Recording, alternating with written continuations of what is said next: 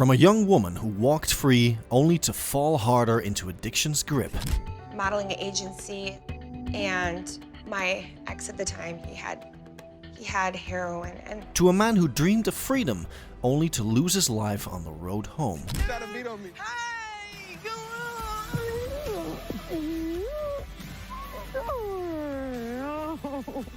I love you so much.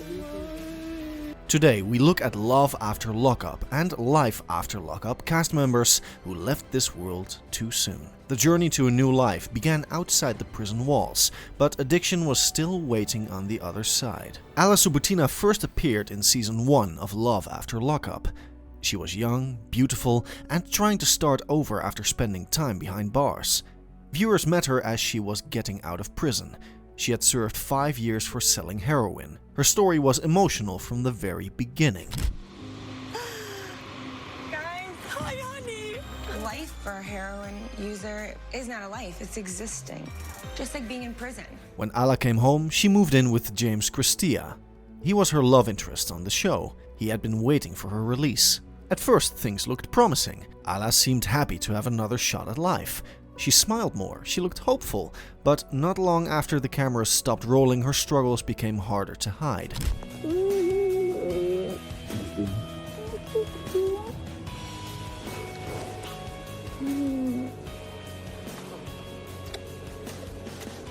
Alla had battled drug addiction before. That was part of why she ended up in prison. After filming, she relapsed. Her drug use came back stronger than ever. She ended up breaking the rules of her release and went back to jail. It was heartbreaking for fans who had hoped she would stay clean. Be like, right away, Jimmy wants this. You literally just went to take a pregnancy test. You can't tell me what the results are? Of course I can. Why do you have to pressure me? I'm the one who took it. I understand that. In July of 2021, Alla got out again. This time people prayed she would stay safe, but her fight with addiction continued. Only a few weeks later, in August, her mother shared a painful post. Alla had OD'd. She was only 31. Alla from season 1 of Love After Lockup has passed away at the age of 31. She was just released from prison less than a week, or just about a week ago. Her mom wrote on Facebook, "Sadly, addiction won today. My beloved daughter, Alla, passed away earlier today. Addiction is an ugly disease. Rest in peace, my forever daughter." The news shook the Love After Lockup community. Fans shared their sadness and support. Some said they cried when they heard. Others wrote kind messages online, remembering how much they liked Alla on the show. What's wrong? I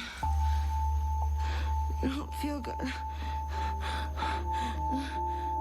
Alla is, on the ground. One person wrote that, "This is so heartbreaking to hear. Addiction is a beast." Another said, "Remember when we watched her use in the bathroom right after her release? That was so hard to see." Even though she wasn't on screen for long, she made a strong impact. She came across as someone who wanted to do better, but just didn't get enough time. People close to her said she tried her best, but staying clean is hard. Especially when someone comes out of prison and has to adjust to the world again. Some fans guessed that the drugs she took were laced with fentanyl. That drug is stronger than heroin. It makes overdoses happen faster. Alla, I'm so happy that you're with us, as a family, and you're gonna new start with a new life, with a new person. That is awesome, because I didn't like any of your boyfriends in the past. I didn't either. These deaths are a sad reminder of how serious addiction is. Shows like Love After Lockup give people a second chance at life and love. But real life doesn't always have a happy ending. When the cameras stop, the pain can return. The pressure, the cravings, the loneliness. Some cast members couldn't escape it. You know, James, we very worry about Alla. This is very important. Who is right with her? Right. Right now. Alla's story hurts because many people saw something special in her. They hoped she would make it out. She had dreams and charm and wanted a better life. Her mom's words, "Addiction won today," are heavy. They speak for many families who have lost someone too soon. Their time on the show was short, but their stories live on in the hearts of many fans. Next came the unforgettable personality who married her pen pal in a whirlwind romance. Her biggest enemy wasn't the law or the cameras, it was the battle raging inside her own mind. Tracy Wagaman Brady was one of the most unforgettable people from Love After Lockup Season 2. She had a big personality, a troubled past, and a fan base that truly cared about her. Her story was full of ups and downs, but sadly, it ended far too soon.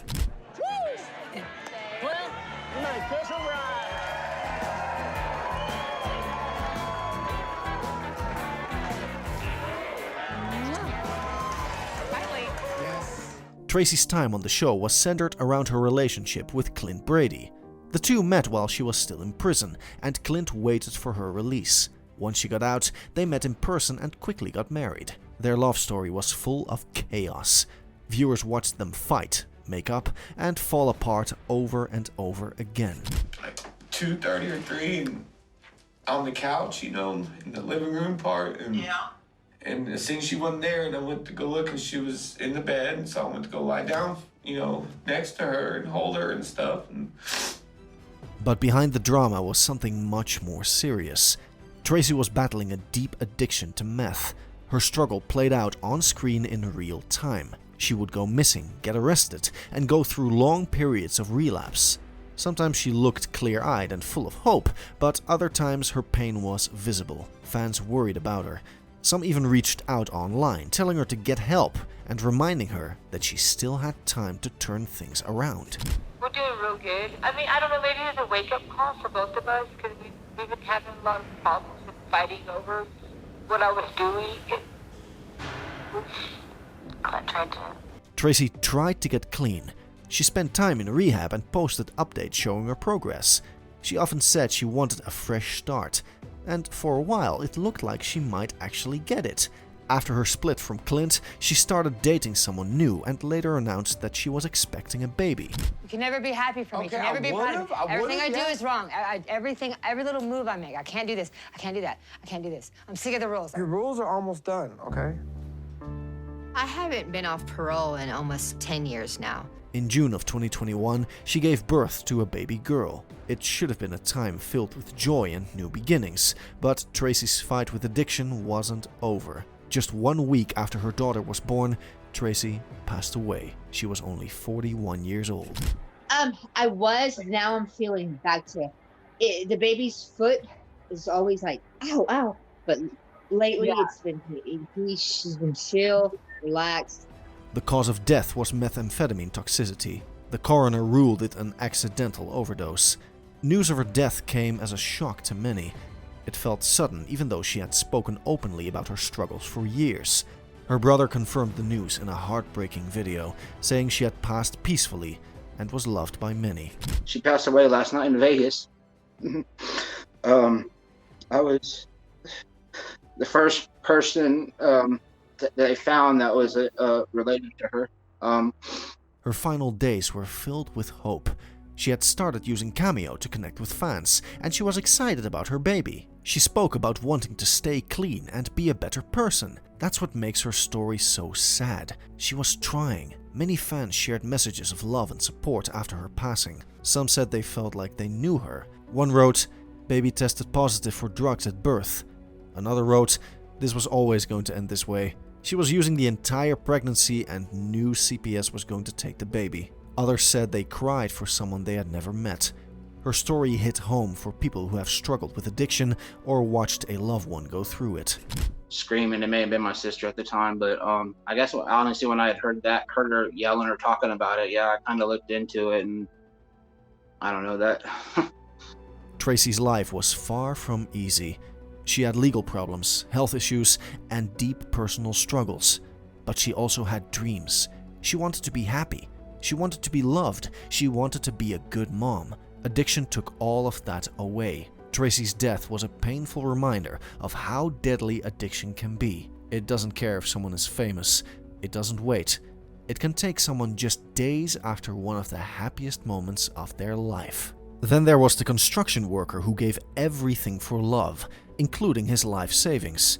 What he didn't know was that his biggest investment would cost him everything. Scott Davy wasn't an inmate, but his story was just as emotional as anyone else's on Love After Lockup. He appeared in Season 2, where viewers watched him fall hard for Lizzie Comas, a woman serving time for multiple fraud charges. Scott's journey was filled with hope, heartbreak, and a deep desire to be loved.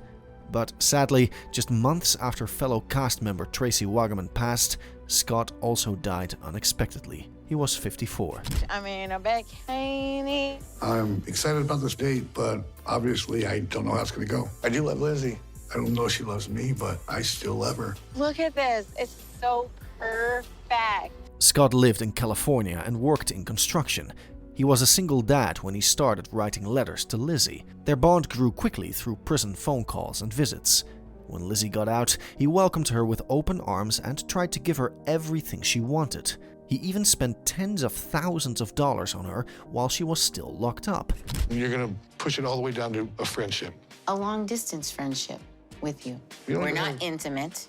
No, you aren't intimate with me. I don't have a problem with being intimate. You aren't intimate with me. Me and Lizzie never had sex because I could tell I wasn't good enough for it. I'm not gonna... On the show, their relationship became one of the most talked about. Scott wanted love. He believed Lizzie would change after prison and live a better life. But things didn't go the way he hoped. Lizzie often asked for money, and Scott gave it to her even when it hurt him financially. His teeth, his job, and even his car became topics of discussion online because of how far he went to support her. I feel like that's not a good idea. She should be an independent woman and get a job and be stable before she can have anyone else in her life.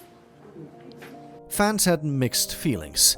Some felt bad for Scott, others thought he was being used, but everyone could see that he genuinely cared for Lizzie. He wanted to believe her, even when things started falling apart.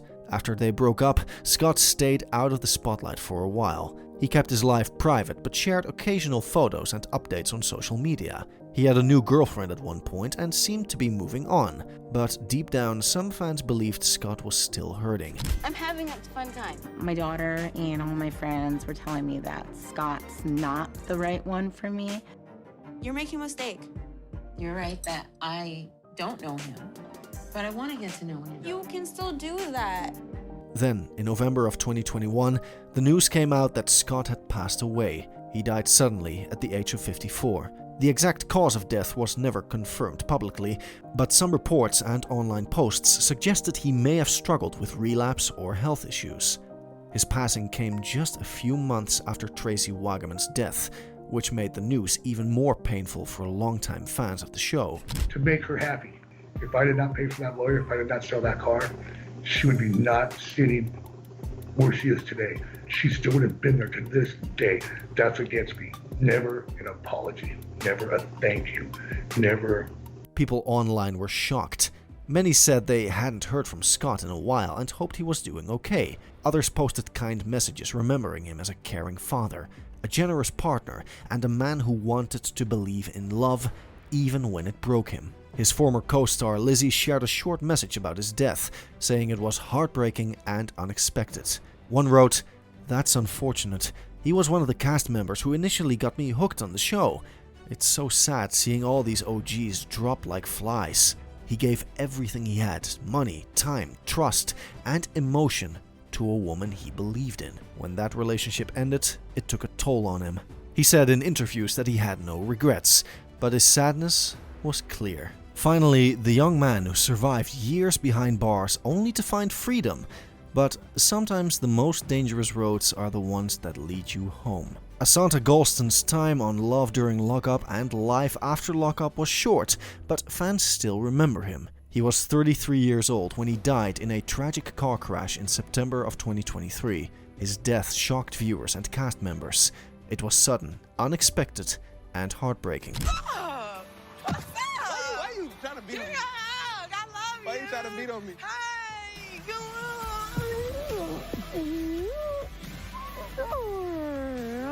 Asanta was introduced in Love During Lockup Season 2 as the boyfriend of Reneka Hayes. They had a fiery relationship that kept people glued to the screen.